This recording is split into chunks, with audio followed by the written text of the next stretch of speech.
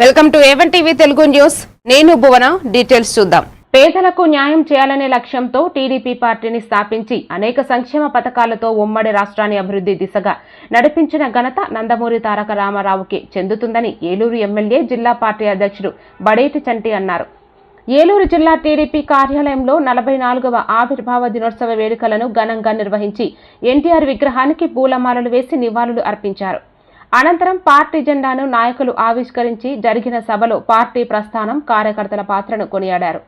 ఏ విధంగా ఆ రోజు నుంచి ఈ రోజు వరకు కూడా ఆయన ఆంధ్రప్రదేశ్ అంటే దేశంలోనే కాదు ప్రపంచంలోనే మరి ఏదైతే అయితే విధంగా అయితే తీసుకొస్తున్నారో అవన్నీ కూడా తిప్పికొట్టవలసిన బాధ్యత ప్రతి కార్యకర్త మీద కూడా ఉంది.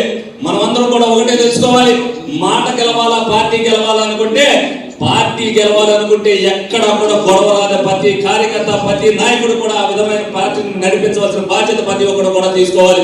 ప్రతి ఒక్కరు కూడా చూసుకోవాల్సిన బాధ్యత ప్రతి ఒక్కరి మీద కూడా ఉంది. ఈ సందర్భంగా మరి 44 వసంతాలు జరుపుతున్న సందర్భంగా కుటుంబ సభ్యులందరికీ కూడా శుభాకాంక్షలు తెలియపరుస్తూ మరి ఇప్పుడు ఏదైతే చంద్రబాబు నాయుడు గారు స్పీచ్ చేస్తారు, మనలో ఎవరైనా అదృష్టవంతులు అయితే వాళ్ళతో కూడా మాట్లాడతారు. ఆ అదృష్టం ఏలూరు నియోజకవర్గాలకు కలగాలని చెప్పి మనస్ఫూర్తిగా కోరుకుంటూ మీ అందరూ సెలవు తీసుకుంటున్నాం. Welcome to A1 TV Telugu news. నేను భువన. డీటెయిల్స్ చూద్దాం. శ్రీకాకుళం నియోజకవర్గంలో టీడీపీ పార్టీ 44వ ఆవిర్భావ దినోత్సవం